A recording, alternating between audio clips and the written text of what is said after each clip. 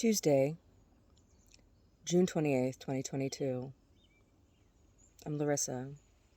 I'm reading my novel, Luck of the Draw, an original work of fiction completed in the autumn of 2020. Chapter 7. That's the best part. Tubbs was washing his face and hands in the sink when Amy came in the kitchen Wednesday morning. Maddie was over at the community center doing Tai Chi with all the old Chinese ladies. Tubbs had been digging around in the very back of his shop looking for a box he had tucked away years before. In the process, he had gotten cobwebs and dust in his beard and eyebrows. The small locked metal box was now sitting on the kitchen table. Amy handed Tubbs the tea towel that was hanging on the front of the oven and watched him dry his face and hands. "I hope you slept okay," Tubbs said, somewhat muffled into the towel. "Yeah, I slept fine." It was a lie, but Amy knew the truth would just upset Tubbs. Besides, it would have been much worse had she been in her own room, wondering if they were coming back and exactly what all had happened to her. Liza stayed by her side all night, purring and giving her head bumps. "That's good. Are you going into the office today? You can ride with me," Tubbs told Amy hopefully. No. I'm not ready. I'm not ready to see clients again just yet. I don't even know who I was supposed to see today. I think I had 3 today, but my head just isn't in it right now. Plus, I need to call Juno and what's-her-name from the hospital. Ed put a sign on my door, right?" Tubbs was bummed. He had been looking forward to spending a little more time with Amy, but he understood. "Oh, yeah. It says family emergency. Please call to reschedule." "Okay, that's good. If anyone wants to reschedule, they can call. I'll have to pick up a new appointment book." Amy sat down at the kitchen table and saw the box, but didn't say anything. Tubbs saw her notice the thing. "A little buried treasure I was out hunting for this morning." He smiled and picked up the box. Something small, but heavy, rattled around inside. "I wasn't being nosy," Amy replied. "I know. You're the least nosy person I've ever known. If you're curious, though, I'll show you what's inside." "Do I want to know?" Amy smiled coyly. Tubbs raised his eyebrows and pursed his lips, tilting his head to the left. "Well, I don't know. You just might not." "Then let's let sleeping dogs lie," Amy concluded. Tubbs chuckled his small chuckle and tucked the box under his left arm, then pat the table lightly with the palm of his right hand. "That's my girl. Help yourself to whatever you can find in here. Maddie keeps the place pretty well stocked. Of course, you're welcome to pick up whatever you want as well. There's a Wild Oats not too far from here, just a few blocks, really. I walk there all the time." Tubbs headed toward the courtyard as he continued to speak to Amy. "There's a house key there on the table for you. I have to get going. I have 3 properties to check on before I head over to your spot. Maggie has some BS problems again, I've been told." "Is there anything from your office you'd like me to bring back here for you? Maybe that bowl?" Leon stopped by the door, waiting for Amy to reply. Amy picked up the house key and turned it over before covering it with her palm. Yeah, you could bring that bowl back here. Everything else is mostly replaceable, if they come back." "Thanks, Leon. You and Maddie are very kind to me, and are very kind to let me and Liza stay here," Amy said from the table. "We're happy to help. Now, if you need anything before Maddie gets home, just give me a jingle, but Maddie should be back in an hour or so." "Okay. Now, I know I don't really need to tell you this, but don't answer the door. Neither Maddie or I are expecting anyone for anything, and who knows who these crazy assholes are." "I know who they are, Leon," Amy said in a far-off voice. Tubbs whipped around. "What? You do? Who are they? Why are they after you?" Tubbs now strode back towards the table, waiting for Amy to answer him. "They're organized crime. I've never had a problem with them before. We've always stayed clear of each other. I'm not sure what changed, but it must have something to do with one or more of my clients." Tubbs frowned. Well, you're safe here. I'd die before I let them touch you again," he said as he walked back to the door and out through the courtyard, leaving Amy alone for the first time since Tubbs and Juno had shown up at her apartment the day before. Amy waited until she heard Tubbs' Silverado pull out of the driveway and down the street before she got up and walked around the house, checking out the floor plan and all the evidence of Leon and Maddie's life together. There were photos of Leon with a woman who must have been his mother. The age was about right, and the resemblance was obvious. There were photos of Maddie smiling in a long white lab coat with a group of men also in lab coats and smiling in front of a giant metal sphere. Photos of Maddie and Leon on some tropical location. Paintings of fruit and bowls that looked to have been signed by Maddie. Then, as Amy rounded the corner, approaching the door of the bedroom shared by Maddie and Leon, there were more than a dozen blue ribbons with musical notes in the center, and after the arrangement of ribbons, there was a large framed collage of photos of a girl who could only be Celia. The photos ranged in age from infancy to early 20s, some with her seated at a baby grand piano with blue ribbons. It was kind of a shrine, really, and for a moment Amy felt strange, like she were the girl in the photos and not the woman standing in the hall, but that was just silly. Amy didn't play any instrument, and Leon was nothing like her father. Amy's father was a calculating and preoccupied man who was much more interested in bragging about his Marine son than bothering to remember he even had a daughter. David Gonder never wanted a daughter. He was only interested in sons. Growing up, he was always trying to push Amy into tomboy activities. When she stubbornly preferred to draw pictures, sing songs, and play hopscotch instead of softball, have spinning contests, and go fishing, he began to ignore her. When she enrolled at a community college to take some obscure history classes instead of applying to a 4-year university to study law like he wanted, he had stopped paying attention to her entirely. Halfway into her first year at community college, she met Dwayne. He was also into esoteric knowledge and introduced her to the Gnostic Gospels. Reading the Gospel of Thomas and the Gospel of Mary Magdalene had changed her life. When Dwayne told her he was going out to California to work crush, she followed him, hungry for sunshine and male company that listened when she spoke and thought her brains were something interesting and wonderful instead of superfluous and useless. Her parents had put on a big show of being distraught and that she was leaving home, but it was just that, a show. Once she was out of sight, she was out of mind. If she didn't call to check in, she never heard from her parents, and eventually that came to suit her just fine. Her mother never had anything positive to say to her about her life, and her father only went on about Dale. Anything she ever shared with them was met with some story of Dale or some cousin or child of a friend who were doing so much better at life than Amy. Finally, enough had been enough. Amy stopped calling the day she met her first deck of cards. That was more than 20 years ago now. Liza was wrapping herself around Amy's ankles and meowing loudly. She was hungry, and so was Amy. Amy shook the memories from her head and walked back toward the kitchen the way she came, leaving the blue ribbons behind her. Liza bounded around the square towards their room. Amy opened the door, and the unmade bed revealed itself to her. All of a sudden, Amy was lightheaded, and her heart began to pound in her ears. A wave of terror flooded her being. She looked from side to side in the room, then took a deep breath. She was alone. There was no one there, but the sight of the sheets like that was upsetting her. She remembered what Naomi had said the day before. On the nightstand, Amy had a notebook and a blue Bic pen. She plopped down on the bed and grabbed the book, making a quick note with the date and time. Liza was scratching at the blue Rubbermaid container where the cans of wet food and Crunchies were stashed. Amy felt bad and filled the kitty's dish with Crunchies.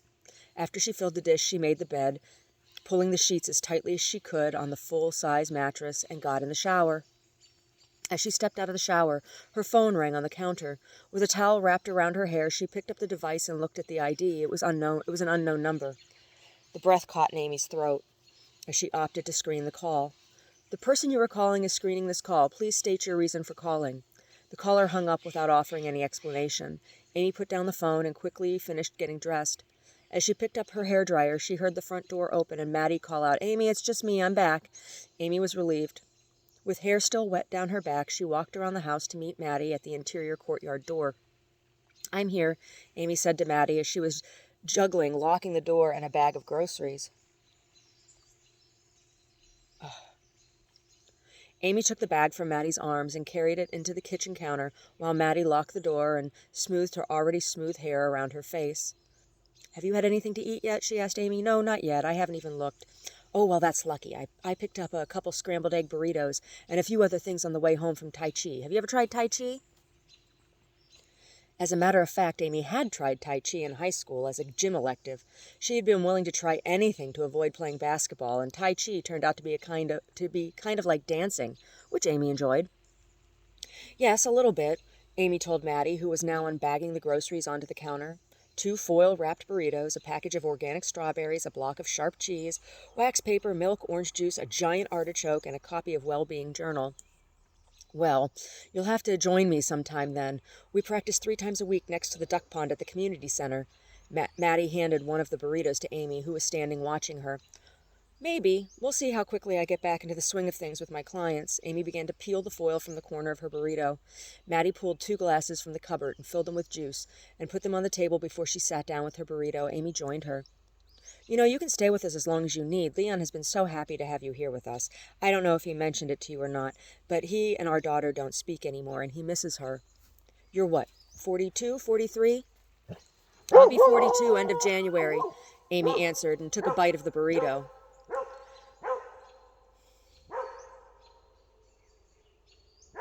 Brody, it's enough. It's enough.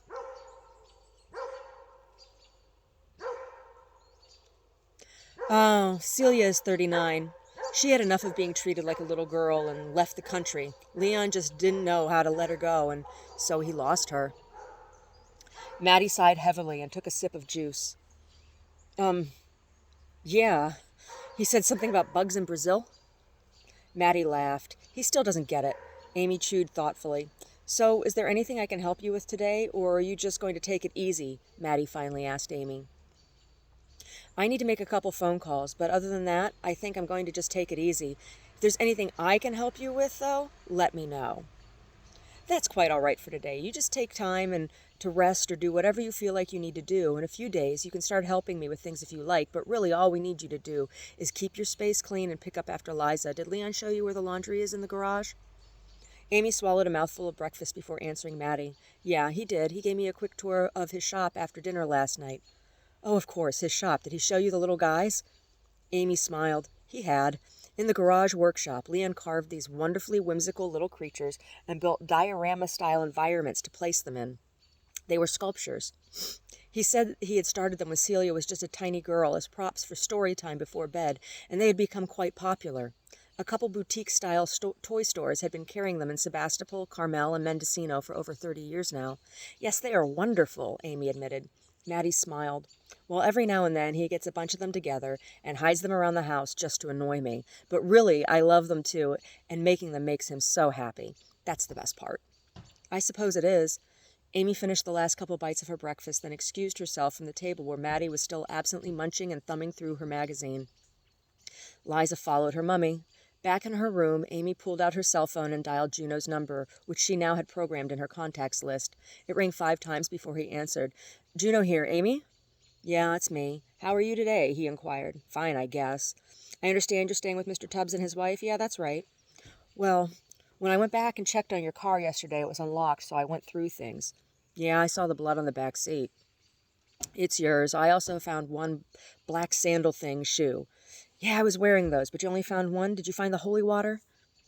Just one shoe in the car, no holy water, sorry, but I did find your tablet. It was wedged between the front passenger seat and the console. Maybe you hid it there? Also, I found the other shoe in the bushes out in front of your office building. Amy inhaled fast and sharp. Juno continued. It looks like they knocked you out some way and began the assault in the parking lot, then put you in the back of the car and drove you to your apartment. Are you sure you don't remember eating or drinking anything before the blackout? No, I told you. The last thing I remember is locking my office door after you guys left. Wait. Amy was having a faint recollection of talking to someone she knew. Juno was getting impatient. Wait, what, Amy? Do you remember something? Maybe. I feel like I talked to someone as I came out of the office, but I can't tell you who or about what. Okay, well, if you remember anything else, write it down, then give me a call. I'm going to go back over to the office again today to ask some questions. Not a whole lot of folks were around yesterday when I stopped by. How well do you know Doug Spears? Not well, really, just professionally. I sometimes refer clients to him. We went out one time for drinks and music, but not like a date. He's super gay, you know. Yeah, I didn't know. Does he have a partner? Yeah, he and Eb have been together as long as I've known him. Eb, does he have a last name? Do they live together? I think his last name is Gentry, but but don't quote me on that. He edits some tech rag. I've only met him a couple times in passing. I don't think they live together. Doug once said something about Eb staying at his place to watch Stuart while he was away. Stuart is his cat. Ah, yes, Stuart. I've heard all about Stuart from Mr. Shoup. Oh, yeah, Ed loves all furry creatures, and Stuart mouses the building for us.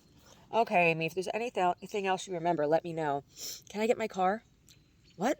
Can I get my car? Can I get it and drive it? Yes, but it's probably best that you have an escort when picking it up. I can do that tomorrow morning at 10 if you like. Yes, that works for me. Do you have the address here? Yes. I'll see you tomorrow at 10. Try to have a nice day and not think too hard about things. Okay, thanks, Juno. You're welcome. Bye. Juno hung up before Amy could say goodbye. Amy dug Naomi's card from her purse and dialed a number to check in as she had requested. It rang 3 times before going to voicemail. Amy left a short message. Hi, Naomi. This is Amy from yesterday, just checking in. I'm fine. You were right. I've had a couple of flashbacks, but I'm not sure. I'll call you. I'll call you back if I think I need to talk. Amy hung up the phone, then fell back onto the made bed and fell into a fitful sleep. Liza kept close watch. Around 5:30, she was roused from her sleep by the ringing of her phone. It was Tubbs. Hi, Leon. Hi, Amers. How's your day been? Fine. Mostly I've slept. Well, after what you've been through, I bet you're tired all the way down to the bottom of your soul. You said it. Hey, I'm about to grab that bowl and finish up here and then head home for the day. You sure there isn't anything else here you want? How about that big stone that sits next to the bowl? Yeah, if you want, you can bring that too, but I don't want to put you out. It's not a problem. Oh, wait, what? There's someone walking up to your door. Not one of your clients that I recognized. Tubbs felt the back of his waistband for the gun he had dug out of storage in his garage earlier that day. He bought it back in the 60s when he was still living in Oakland and the riots were at their peak. He had tucked it away when he bought the house in Sunnyvale just before Celia was born. Maddie didn't even know he had it anymore. It was there. What do they look like? Amy said. Late 20s, early 30s, 6 foot or so, a little dumpy, pudgy-like, brown hair, medium olive skin, glasses. He's got a vase of sunflowers. It didn't sound like any of Amy's clients. Maybe it's just a delivery guy, Leon. Did you order anything? No, but nothing. I'll be home in a bit, right after I check on this and get your stuff. Tubbs, don't go getting... But Tubbs hung up before Amy could finish telling him not to put himself in danger for her. Tubbs approached the man who was now standing at Amy's office door. He watched as he knocked. When no one answered, he sat the vase in front of the door and took a brochure from the plastic receptacle to the right of Amy's door. Hey, you down there, hold on, Tubbs said. Jack looked up, startled. Oh, hi there. I was just looking for Miss Gonder. Oh, yeah? And what do you want with Miss Gonder? Tubbs asked as he stopped just a couple feet from Jack. Nothing. I just heard what happened to her and wanted to give her these flowers. Jack made sure to come by when he knew Doug was with a client. He sat in the parking lot across the street for almost 2 hours, waiting to see someone enter the office for a session before he got out of his car and crossed the street with the vase. He had no idea what to expect to find. He didn't even know if Amy was alive or not. He didn't even know what Amy looked like. Oh, yeah? And who are you to be giving Amy flowers? Is she okay? Who are you? Jack didn't know how to answer the pointed question. He knew the cops had been around earlier asking questions. He had seen them come out of Doug's office shortly after he arrived and watched as they knocked on every door except Amy's. Tubbs had only just finished speaking with Juno before he called Amy. Juno was already on his way back to the station. No one really. A friend of a friend. I just heard she had been hurt and wanted to give her some flowers, that's all. That's nice and everything, but you still haven't told me who you are. Yeah, well, I don't know who you are either. For all I know, you're the one who hurt Amy, Jack spat. Tubbs was not amused. Now listen here, son. You need to tell me who you are and why you're here, or I'm going to call the cops. Jack thought about it and decided to take a chance. My name's Jack. Is there somewhere else we can talk, where we can sit down in private? Jack was looking nervously down towards Doug's office. Doug often walked his clients to the door at the end of the session, and he didn't want to be seen. I'm Tubbs. I take care of this building. I was just going to go in here and pick up a couple things for Amy. Come on in with me for a minute. Tubbs had a feeling about this guy. He didn't seem like the type that would do what was done to Amy. He didn't seem like some slick mobster. He seemed like a doughy book-reading mama's boy. Besides, if he was trouble, Tubbs had his leaded friend tucked in his belt to help out. Jack relaxed a bit. Tubbs opened the door to Amy's office, and the 2 men entered. There was still glass on the floor. Leon closed the door as Jack sat the vase on Amy's table next to the Chihuly bowl. Leon grabbed a broom from behind the door and began sweeping up the mess from the previous week. Jack sat down in the comfy chair where Amy's clients normally sat. "Is she okay? I know what happened. Well, some of it anyway." Jack was genuinely concerned, and Tubbs could see that. Tubbs was also very keen to learn what Jack had to say. "What do you mean you know what happened? What do you know?" Tubbs asked cautiously. "Well, I know Doug Spears is a Class A royal asshole." Tubbs just stood, leaning on the broom next to the pile of shattered glass, waiting for Jack to continue. Jack obliged. "I guess Amy referred a client to him recently who is some mob boss's wife or daughter or girlfriend or something, and they came around looking for Amy because she's the one who referred her to Doug, the Class A asshole. They roughed Doug up a bit and left some dead rats or something at his door. Then they followed him home and made him help them get her." Tubbs' eyes widened at the revelation that Doug had helped harm Amy. So that was why he had been so eager to help pay for the cameras. "What do you mean he helped them get her?" Tubbs asked. "Look, man, I don't know why I'm even telling you this," Jack replied. "You're telling me because you know it's the right thing to do. Now finish. Tell me the rest. How did Doug help?" "He came back and gave her a cup of drugged coffee. Then these gangsters beat her up and stuffed her in her own car and made Doug follow them back to her apartment and help carry her in. Then he said he left. He didn't know what, if anything, happened to her after that." Tubbs' vision began to narrow. He recognized the wave of rage and closed his eyes as he let the emotion crash over him and recede. "Seriously, that's all I know. Is she okay?" Jack asked once more.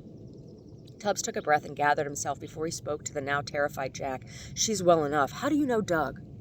Jack rubbed the wedding ring on his finger with the tip of his thumb as he spoke. "He's my wife's uncle's boyfriend, and for the record, he's a piece of shit." Tubbs breathed heavily through his nose a couple times. "If what you say is true, he's more than a piece of shit. He's the whole stinking pile." "I've been saying that for years now," Jack replied, pushing himself up and out of the chair. "Can I leave the flowers here?" he asked Tubbs. "Yes, I'll see she gets them."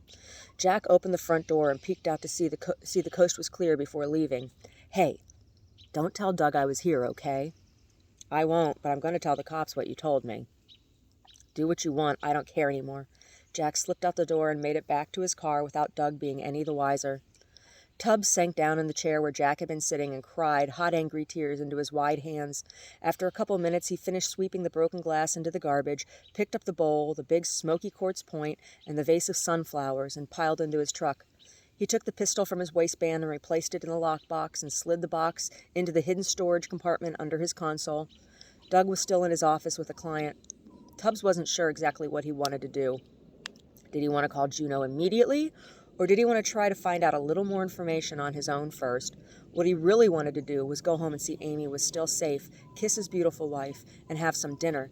He'd decide what to do next once he had eaten. It was never a good idea to make a decision like this on an empty stomach. He was lucky Maddie was such a good cook. Chapter 8. Sucking mafioso schlong now.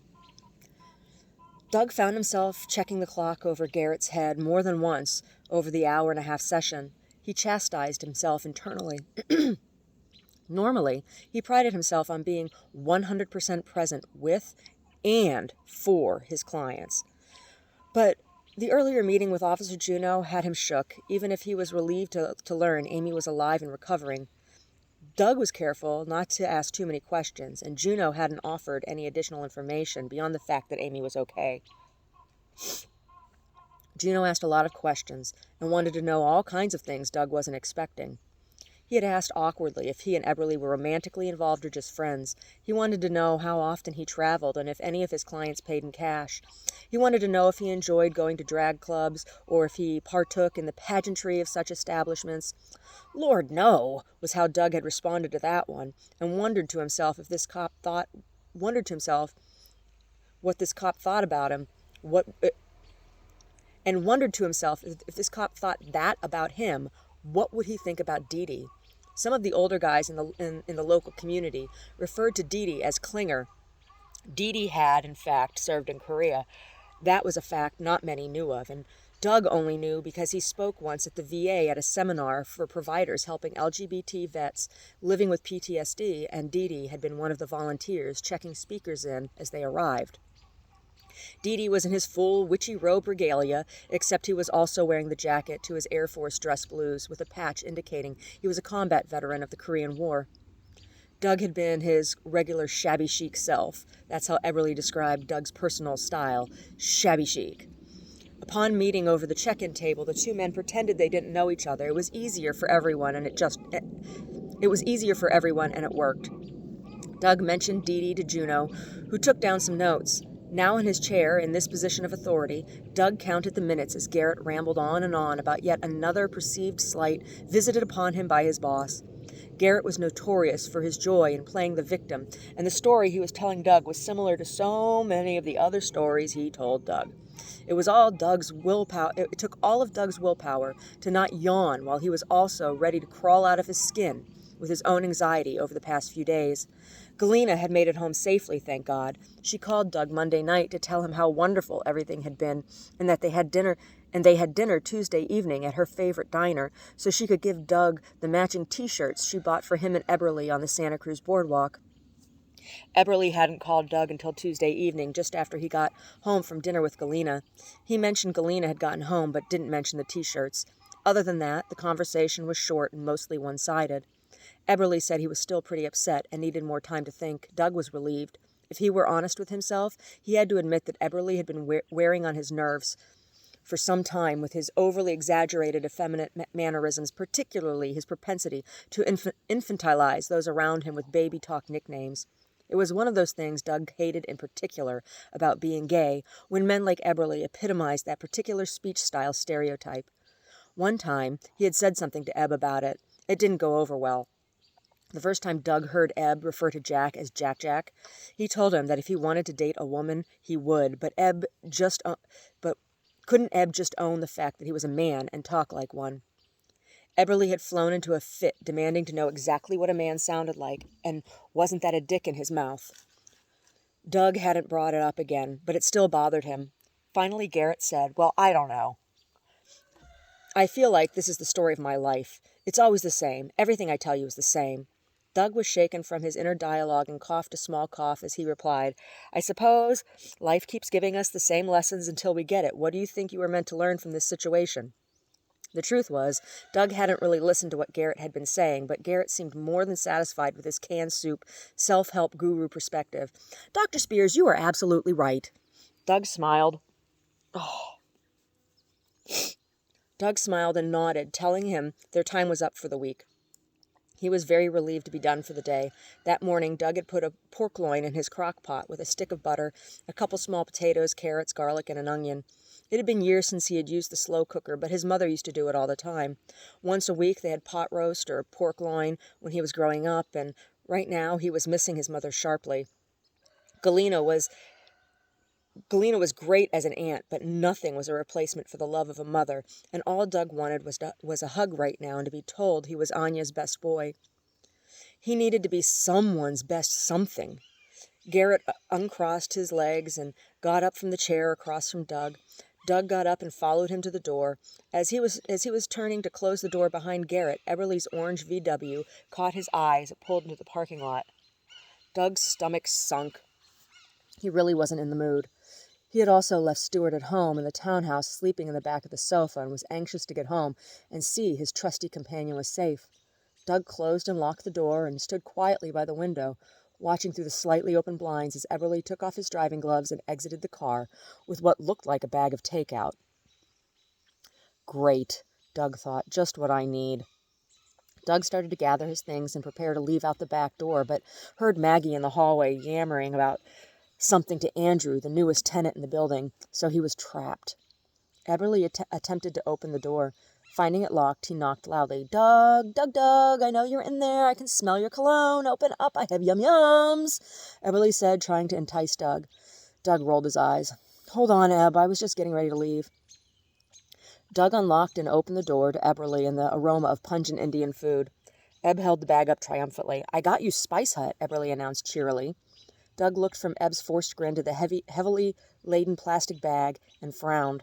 "I wish you would have called and asked, Eb. I have dinner plans," Doug stated without moving away from the door to allow Eberly entrance to the office. Eberly's face fell at the news. "Since when do you have dinner plans on hump day that don't involve me?" Are you dating already? Sucking mafioso schlong now? Eberly laughed at his joke. Doug glared sullenly at him. It's none of your business, schlong or no schlong, but no, I'm not. Well, maybe you've gotten a taste for pussy then. Is the old baby clock ticking? Eberly poked Doug's slight bulge just below the belt. Doug was now at his limit. Look, my day has been long, and I have plans that I've been looking forward to since I got up this morning. So, if you don't mind, take your stinking bag and gobble elsewhere. It wasn't often that Doug used double entendre, and Eberly was actually offended. Well, if that's how it is, lover, I guess I'll take my stinking bag and go gobble with someone who loves me. Make sure you get a good look at my cheeks as I walk away, because it just might be the last time you get to gaze upon them. I wasn't here to eat with you anyway, by the way. I was just being nice and bringing you dinner. I have other plans, too. Eberly turned on his heel and sashayed down the stairs and back to his car, taking the food with him.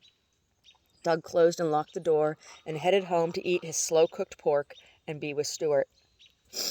In his car, Eberly sat the bag of unwanted samosas, dal, and rice on the back seat with the other 2 bags of food, C's chocolates, and his briefcase. Tears stung at the corners of his eyes. He looked at himself in the eye in the rearview mirror and said, "Girl, he is not worth the loss of moisture." Then he pulled the driving gloves over his graceful hands and started the old diesel engine. Just as he was preparing to back out of the parking space, he saw the maintenance man unlocking the door of his truck while holding a box and a vase of what appeared to be Jack's sunflowers. He started to roll his window down to inquire about the flowers, but thought better of it. He'd just asked Jack about it over dinner when he got there. Tubbs didn't look like he was in a good mood, and Eberly didn't have the energy to deal with cranky old breeders any more than he had any energy to deal with bitchy fags, and he wanted to get to Palo Alto while dinner was still at least warm, if not hot. When he got to Stephanie and Jack's, the Bronco was nowhere to be seen.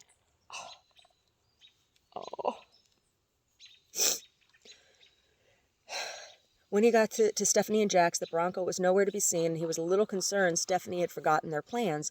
He pulled out his cell phone and rang his niece. "Hello, Uncle Eb?" "Oh, Steph, it's so good to hear your voice. I'm here, but where are you? Where's the Bronco?" "Oh, well, Uncle Eb, Jack took it to work today. He's just not home yet. He said he had a lot of orders today, and he was going to need to help Jeffy with the deliveries. He just called. He should be here any minute. Come on in." "Okay, see you in a jiffy." Eberly stuffed the phone in his bag and turned over the center console, stretching his long arms into the back seat to reach the bags of food, chocolates, and his briefcase. He had learned the hard way not to leave anything too tempting in the car on this campus, even in front of Stephanie's apartment. He lost his last briefcase that way, a beautiful vintage Prada thing he had found stuffed in the back corner of a shop in B.C. It was in questionable shape when he bought it, but it was it was a real quality piece, and after he had it fixed, was told he could probably get $2,000 or more for it. He loved that bag and always looked twice when he saw someone carrying a similar one. Once in the city, he thought he saw it in the window of a shop on Haight Street. There was a small patch that had been made in the interior of his bag that was a giveaway detail, but the owner of the shop said it was already paid for and on hold and wouldn't let Eb see the inside. It probably was his bag. He didn't say anything, but he never went back to that store again, and a few months later it closed its doors and became some other junk shop, the way so many storefronts turn over on Haight Street. By the time Eberly locked up his car, Stephanie was standing at the front door of the building, holding it open for her uncle. Eberly approached excitedly, giving his niece air kisses on either cheek, exaggerating the load in his arms. Stephanie smiled and took 2 bags of food and the box of chocolates from him. Oh, he remembered. "Jack will be so happy. Thank you, Uncle Eb." "No problem, Steph. I have some extra food here. I got something to drop off for Doug, but found out he has dinner plans." "That's fine, Uncle Eb. I'm sure it'll get eaten." Stephanie ushered Eberly into the lobby of the building and closed the door behind them. The front door of Stephanie's apartment was open. Eberly walked in and sat the rest of the items in his hands on the side table. Steph, did Jack have a delivery over at Doug's office today?" Stephanie looked at Eberly quizzically. "Not that I know of. He doesn't usually take orders from that far from the shop unless it's a big one, and he didn't mention any big deliveries today. Just that he had a lot of deliveries today. Why?" "Oh, it's probably nothing. Maybe even someone copying Jack's work. I don't know. Like I said, I stopped by Doug's office to take him some dinner." Eberly stopped briefly as Stephanie handed him a glass of Chardonnay. The two raised their glasses in cheers and took a sip before Eberly continued. "As I was saying, when I stopped by Doug's office, As I was leaving, I saw the maintenance guy leaving with a big vase of sunflowers, and it looked like one of Jack's deluxe Van Gogh orders. I thought it was strange and was wondering, that's all. Eberly took another sip of Chardonnay and started to open the bags and take out each container, placing them on the small farm-style dining table. I don't know, Uncle Eb, that is strange. We can ask Jack when he gets here, Stephanie was saying as Jack opened the front door. Ask Jack what? He said as he closed the door behind him and took off his shoes from the back, using his big toe, leaving the laces tied. Uncle Eb was just saying he saw someone with one of your arrangements at Doug's office today. Did you have a delivery over there? Stephanie asked innocently. Jack blushed. Yeah, sort of. I felt bad about Amy and tried to deliver an arrangement to her office, but she wasn't there. I left them with the maintenance guy. Eberly raised his eyebrows. Why, Jack, that was very thoughtful, but also kind of dangerous, don't you think? Did you see the Doug monster? Eberly asked as he extended the box of chocolates to Jack using both hands. Jack looked at the box and smiled, taking it from Eberly. No, I didn't, thank God. Thanks for the chocolates, Eb. You know these are my favorites. A little birdie told me, and I thought if I had been through what you've been through, I sure could use a box of chocolate to sweeten things up. Jack opened the box and offered the candies to Eberly and Stephanie before pulling out a dark chocolate-bottom-dipped walnut caramel square and stuffing the whole thing in his mouth. It broke the moment and distracted Eberly from the vase of flowers for the time being. Let's stop hovering at the door and get in here, you guys. I'm famished, Stephanie said to her two favorite men, who both followed her back over to the table where she had already placed 3 dinner plates and sets of flatware and cloth napkins and opened all the containers. Jack picked up his mango lassi and took a sip. Eberly made a face. I don't know how you can drink that stuff, Jack. It might be as thick as cum, but cum tastes better, Eb chided playfully. Jack rolled his eyes and Stephanie giggled. You forgot my iced chai, Stephanie exclaimed suddenly, realizing it was missing from the table. Eberly struck his thigh with his palm. Oh, Steph, I'm so sorry. It's okay, I don't need it. I'd rather drink wine anyway. Oh, I'm with you on that, sweetie. Eberly turned to Jack. There's extra samosas, and I got some dal if you're interested, Jack. Jack was filling his plate. Yeah, I saw. That's what Doug orders, right? Were you missing him? Jack asked flatly. Not exactly. I told you I was over at his office. I thought I'd take him some dinner and just see where things stood between us. And? Where do they stand, Eb? Jack asked, dipping a piece of naan into the buttery sauce of the chicken bikini and stuffing it in his mouth. Oh, the San Andreas fault, evidently. He told me he had plans, and to take my stinking sack and go gobble elsewhere.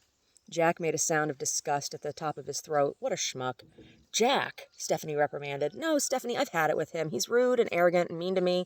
And these days, he's not so svelte himself. And after what Eb said he did to that poor woman, I hope some mobster gives him a Colombian necktie. He has it coming, Jack said, uncharacteristically cruel.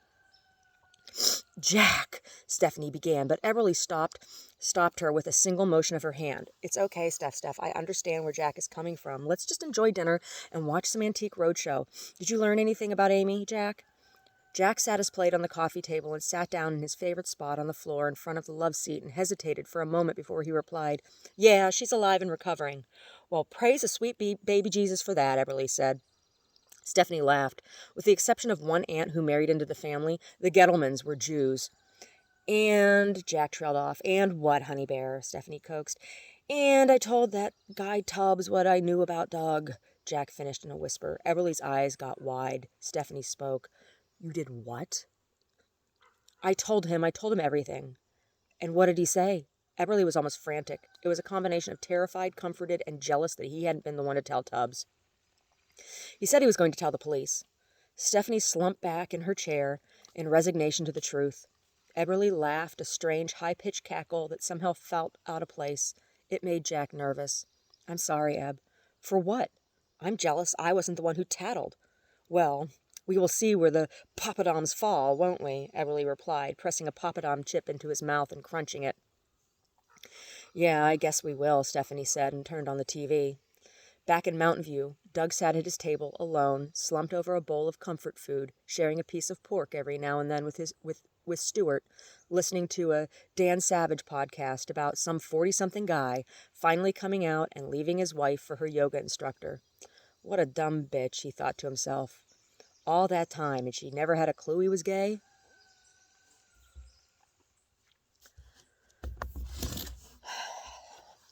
So there's a lot of cultural layers in this particular novel, and I'm hoping that it reads well And I'd love to have feedback, but nobody wants to give me feedback on my work. They just want to talk about what I look like, right? In the comments here. Um, but what I'm attempting to do is to show all of these characters from points of compassion. And really, Eberly is quite self-righteous and has been, as rude as Doug has been, um, there is a huge stress that's upon him. And the job of being a psychologist, having any kind of profession where people tell you highly personal and private things about themselves is a very stressful job. And there's very little compassion shown to Doug by anyone. And he's also a little hard to like, right? He is kind of rude. He is kind of, he has his own self-righteousness as well. Uh, you know, I have in my life been very much, oh gosh, I don't know if I have eaten something that I'm allergic to or if it's just that the pollen count is so high because my eyes are all gooey and itchy too. It's just like, there's this little bush over here that has these tiny little flowers. It's just, oh. And Brody keeps pooping piles and it's like there's dog shit in my face. I can smell it and it's like, oh. But anyway, what I was saying. I have had a lot of really negative interaction with gay community, and I've had a lot of negative interaction with non-gay community as well. I think a big part of the problem, and why I have always tried to be supportive in any way that I can of people in my life who have been members of the LGBTQ community, is because I think a lot of the meanness comes out of perceived slight or being oppressed, right? Like there's bitterness and resentment, and so you want to like hurt others, right? And so, it's not my place to judge, right? It's not my judgment. And I'm also not inclined that way. So, like, try to put myself in somebody else's shoes. They're not inclined the same way I'm inclined. Like, it's like, okay, that's all right. Like, not everybody I interact with that a person interacts with is supposed to be a potential sexual partner, right? So for me, it's always been like, why does there need to be separation of community? I don't believe in segregation. I am an integrationist, whether we're talking about people from different cultural backgrounds, or different socioeconomic backgrounds or sexual preference backgrounds. I don't believe in race, in anything other than the human race. And I'm an integrationist. I don't believe in those separations. And I believe in radical acceptance, right? I don't believe in tolerance either. I don't believe in tolerance. I believe in acceptance. And that's a very difficult place for some people to sit when they understand that. So my goal, what I'm attempting to do, is to show common humanity between communities, right? Relationship dynamics are the same in any committed loving relationship, right? And there's propensity for same problems, right? Like I read some numbers somewhere that there's a similar rate of domestic violence in lesbian relationships as there are in straight relationships. It's a similar number. It's a similar number, and you know that comes out of out of dynamics of relationship.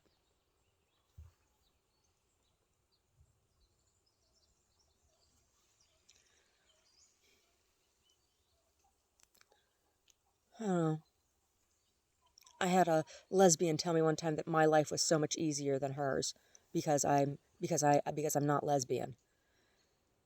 And I was just so offended by that, because relationships are hard no matter what.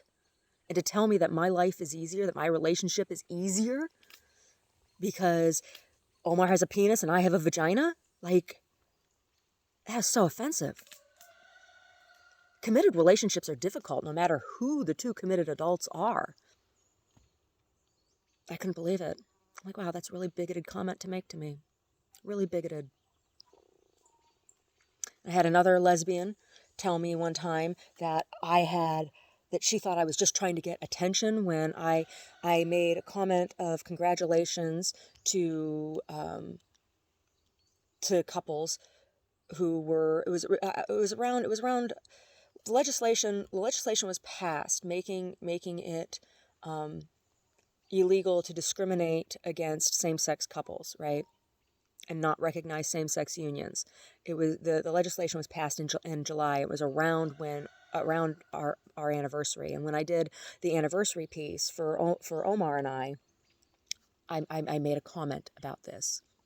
I made a comment. I said congratulations, and I shared it with some lesbians that I knew, and some gay men that I knew as well. And this one lesbian says to me, "Oh, you just want attention. You're just trying to get attention off of our." And I'm just like, "Excuse me? I'm not even allowed to say congratulations to you?" I mean, for me,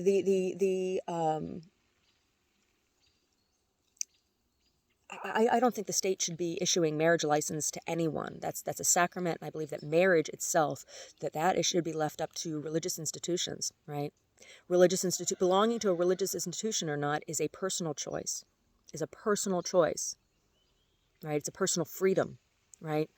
Domestic partnership, that's business, right? And that can be taxed by the state. Totally different thing. So, I was just really offended. I was really, really offended. Telling me I just want to get attention. Oh yeah, Larissa, you just want attention. Oh yeah, look at me. I just want attention. Sorry. No congratulations to you. Up yours.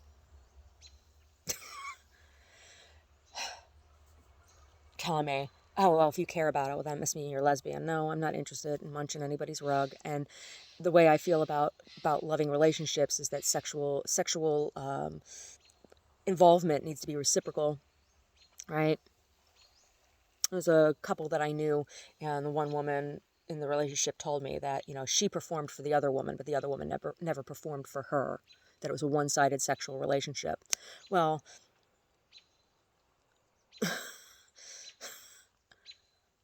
I question, why is that? Why didn't the other woman do that, right? If you have no interest in being reciprocal, then you have to question what your sexuality is as well. Is that just, but, who am I to say anything? I've never been interested in sleeping with a woman, so anyway. Oh, I've just been interested in relationship dynamics. My poor nose, it's so itchy.